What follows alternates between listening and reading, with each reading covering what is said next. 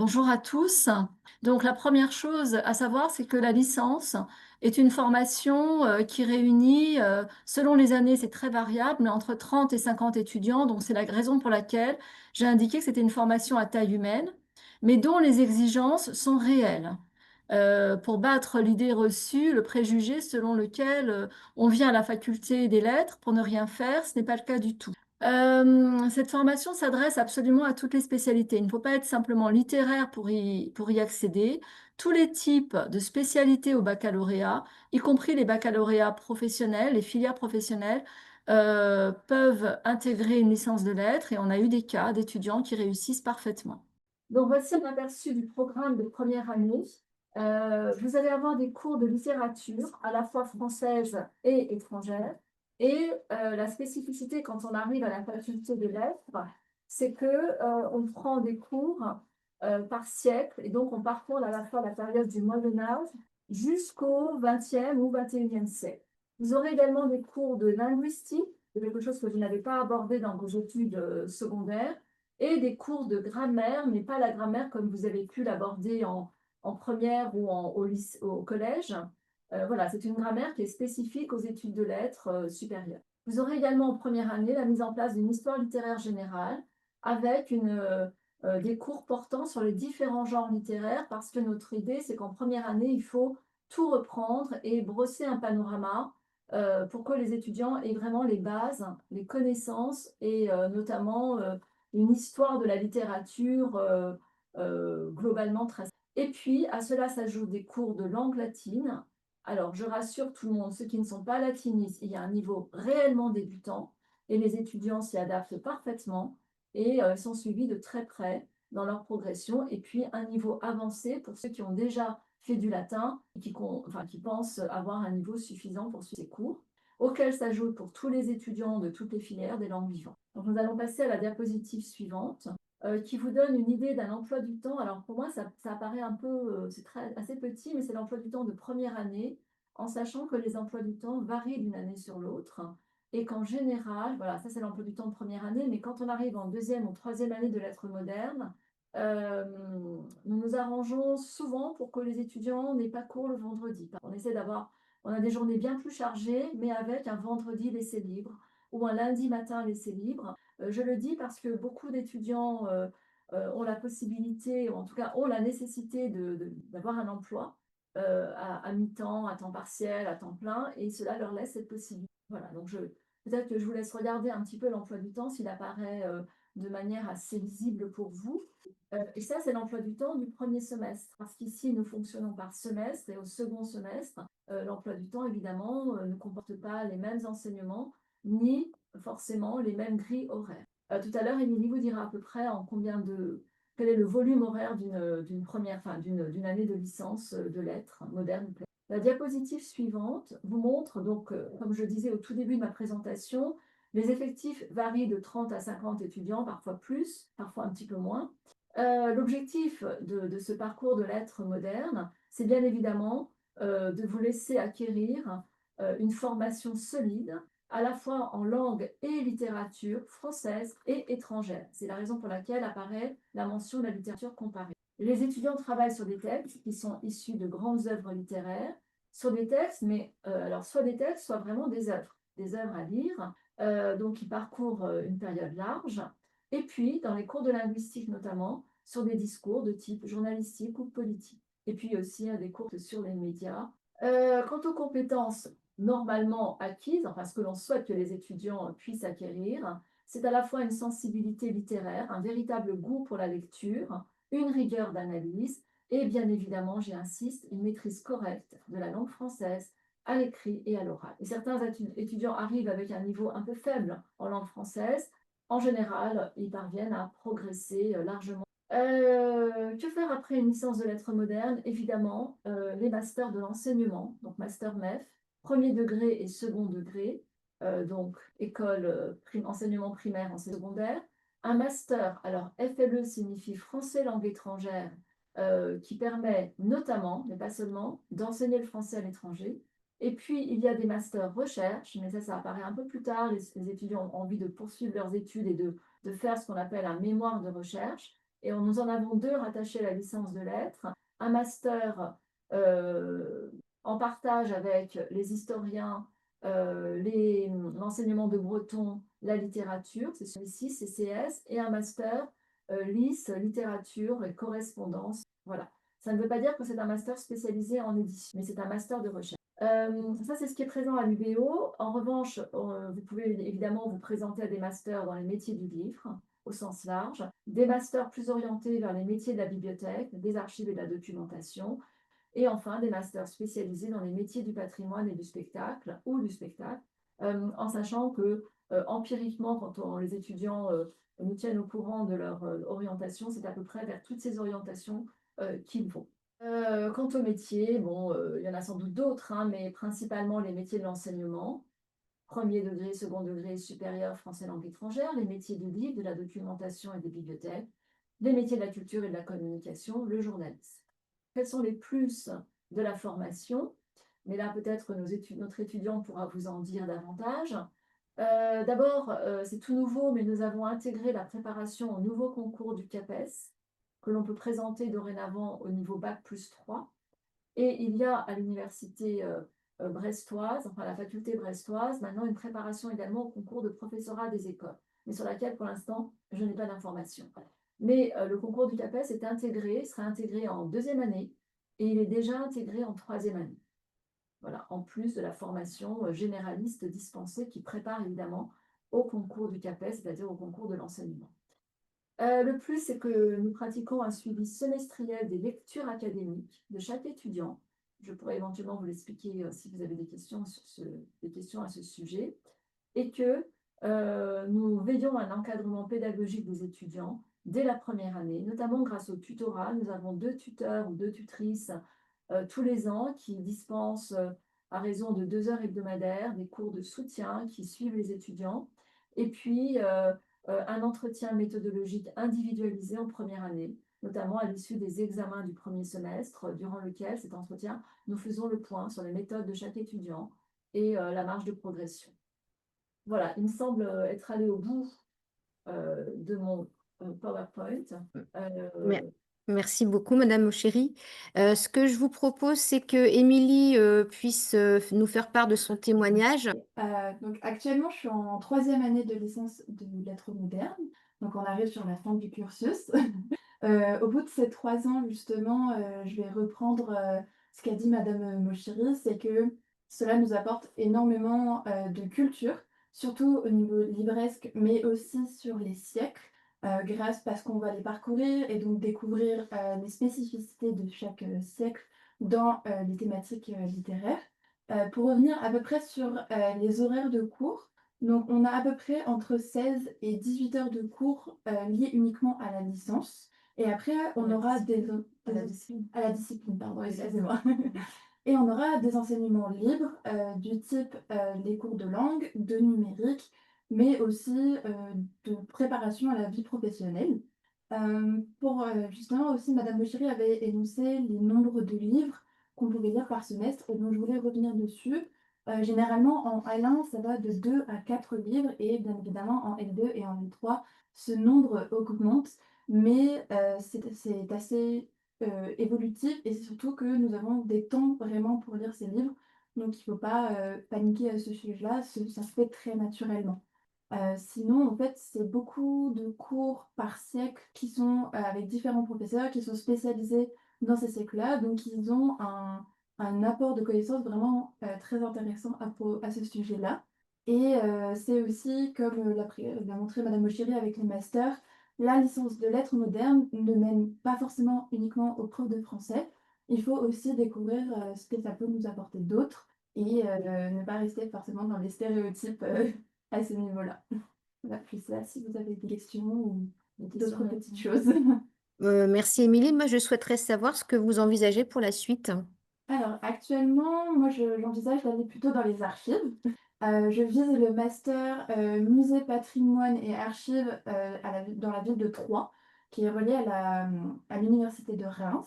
Et sinon, je cherche plutôt des masters en lien avec l'édition, donc le métier du livre et de l'édition. Voilà à peu près ce que j'envisage pour l'année prochaine. Merci beaucoup pour votre témoignage. Ce que je propose, c'est que Monsieur Jean-Jean puisse intervenir et nous reviendrons aux questions après. Bon, la première chose à savoir sur la licence de lettres classiques, c'est que c'est une licence qui est parfaitement complémentaire et parallèle à celle de lettres modernes, parce que au niveau des mentions de licence, de même que vous avez des mentions histoire, des mentions anglais, vous avez une mention lettres. Et dans cette mention lettres, vous avez deux parcours que vous pouvez prendre au choix, lettres modernes ou lettres classiques.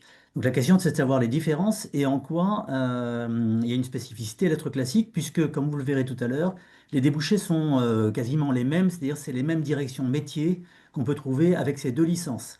Le but de chacune des deux licences est de donner aux étudiants une maîtrise du français comme langue de culture et comme langue de communication. Et quand on sort de cette licence, normalement, on est quelqu'un qui doit avoir les reins solides en matière de maniement de la langue, parce que c'est quand même le cœur de la formation. Alors, en quoi est-ce que la formation de lettres classiques se distingue? C'est que la formation de lettres classiques est tridisciplinaire, puisqu'elle est en appui sur les deux langues anciennes, le latin et le grec, et sur le français. C'est-à-dire qu'on a une formation en littérature française qui est poussée autant qu'en littérature latine ou grecque. Donc, qui est visé, donc, a priori, traditionnellement, sont des gens qui viennent d'un bac général parce qu'ils ont une pratique de la dissertation, on va dire, que n'ont pas forcément les lycéens qui sortent de sections professionnelles ou technologiques. Mais après, c'est une question de motivation.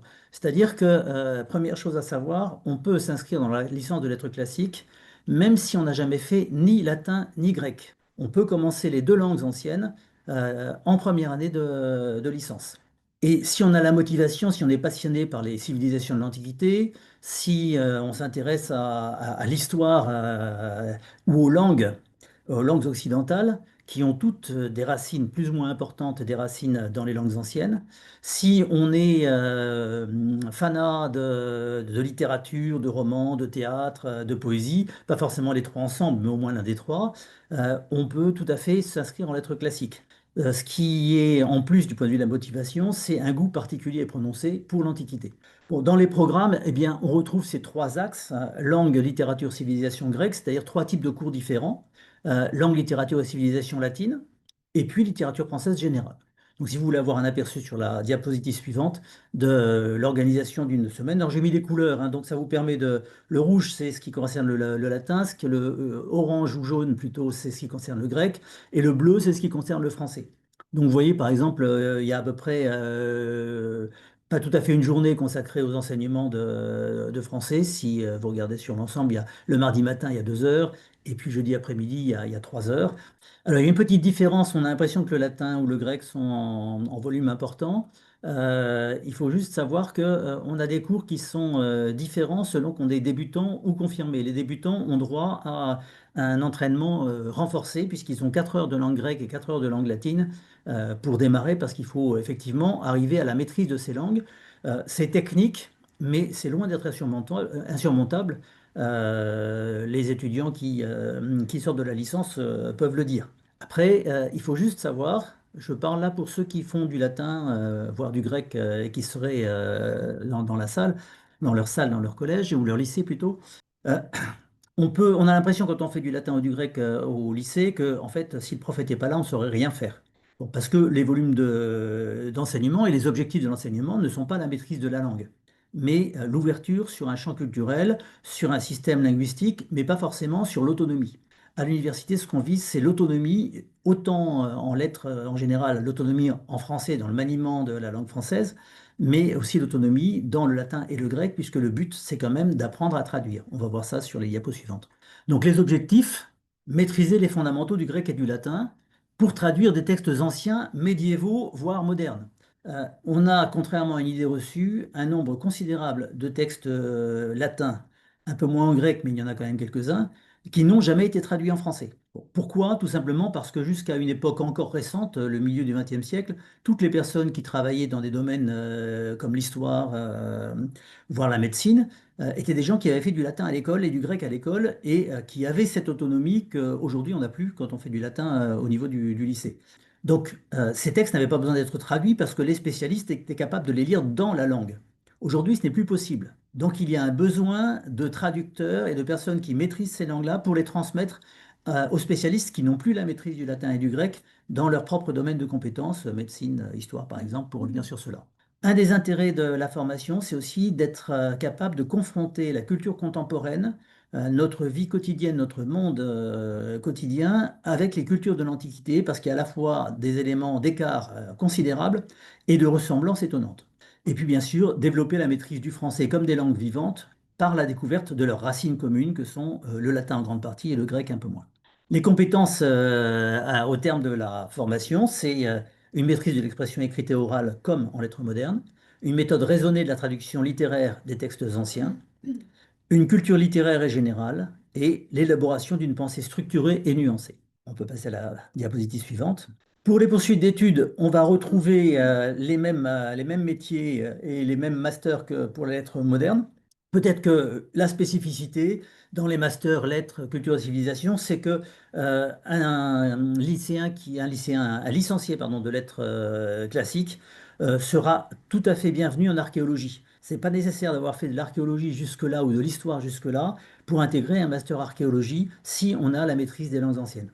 Il y a la préparation au concours de l'enseignement et la préparation au concours de la fonction publique, les concours des musées, des bibliothèques, qui sont accessibles quand on a une licence de lettres classiques. Quant aux métiers, eh bien, les métiers, bien sûr, sont les métiers de l'enseignement et de la recherche, les métiers du livre, de l'édition, du journalisme, les métiers de la culture et du patrimoine, et, petite touche supplémentaire, les métiers de traducteur, encore qu'il est difficile d'être uniquement traducteur à titre personnel en auto-entrepreneur dans les domaines des langues anciennes, parce qu'il faut faire des traductions et il faut les vendre auprès d'éditeurs.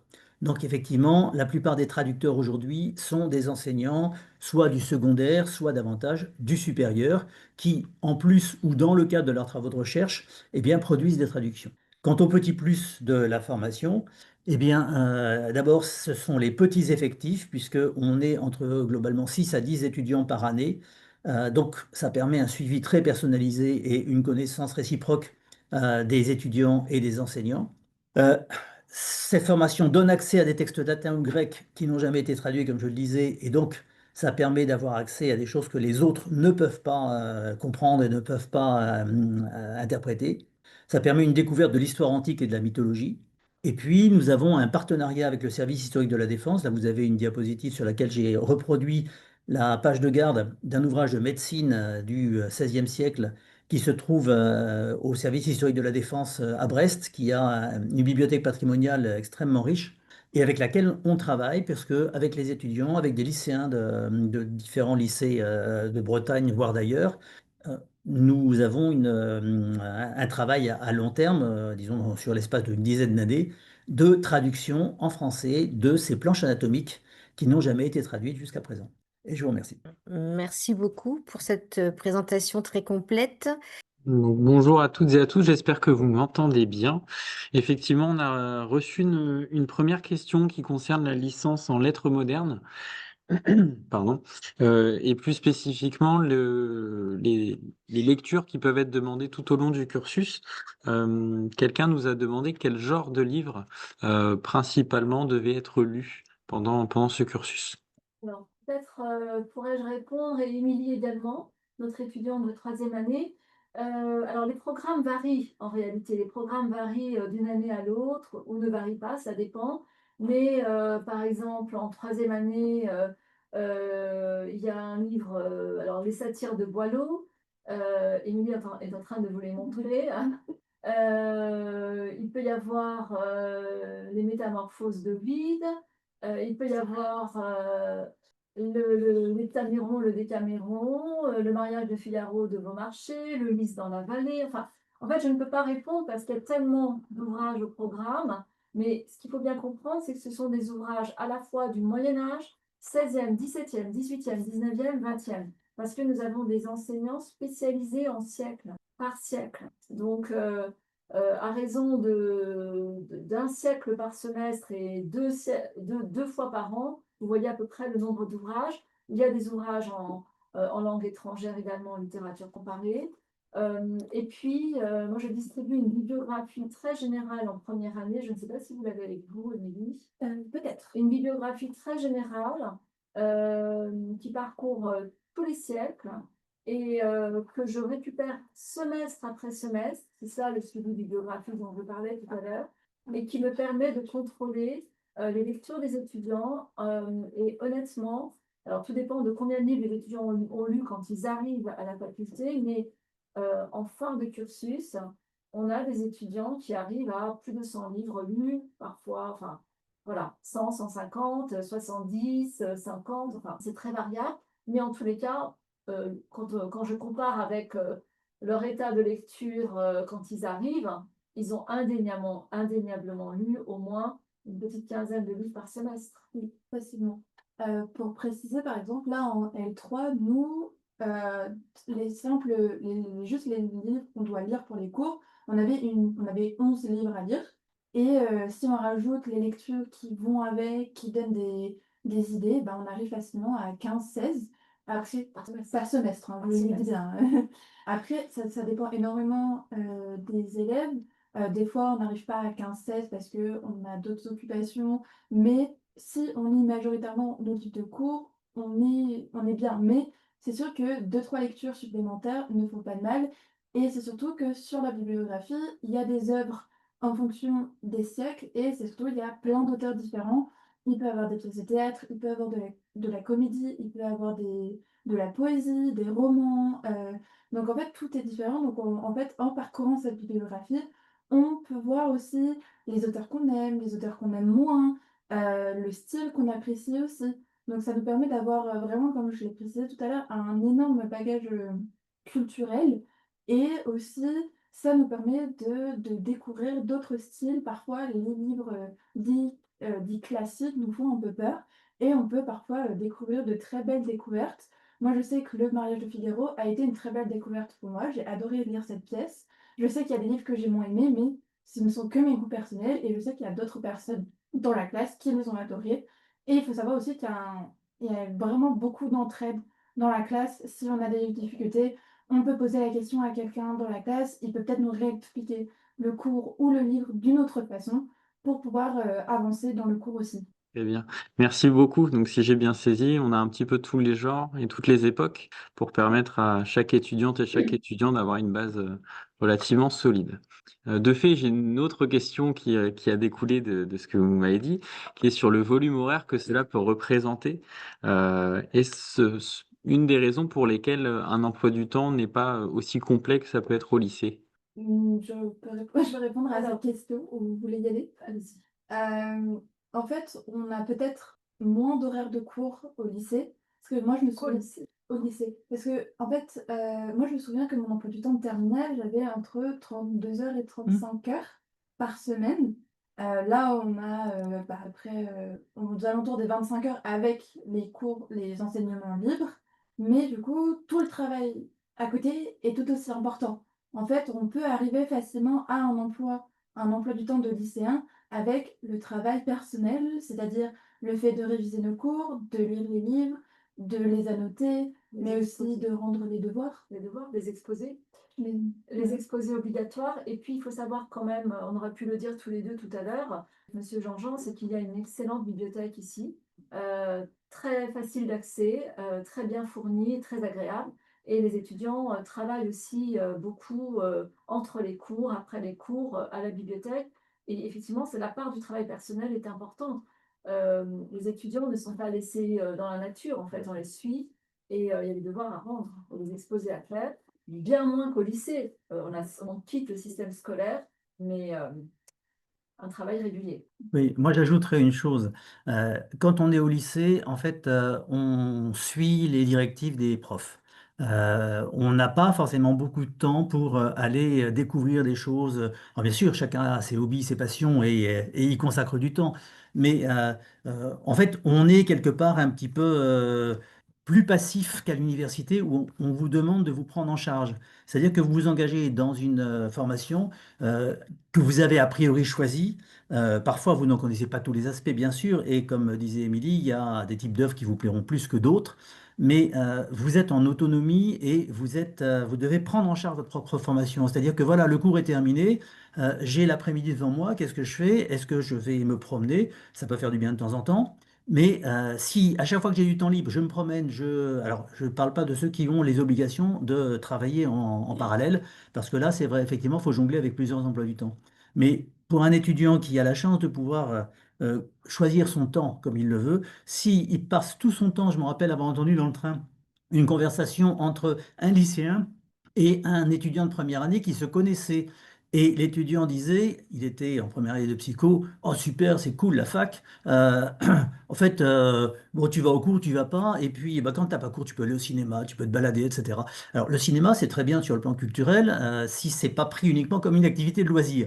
Mais vous êtes en formation, vous avez 3 années pendant lesquelles vous pouvez vraiment mettre le paquet sur le cœur de la formation. Les classiques, vous en avez lu 3, 4 par an lorsque vous étiez au lycée, et puis c'est tout. Vous avez l'impression de connaître tout Balzac parce que vous avez lu un Balzac. Ben, vous ne connaissez pas Balzac.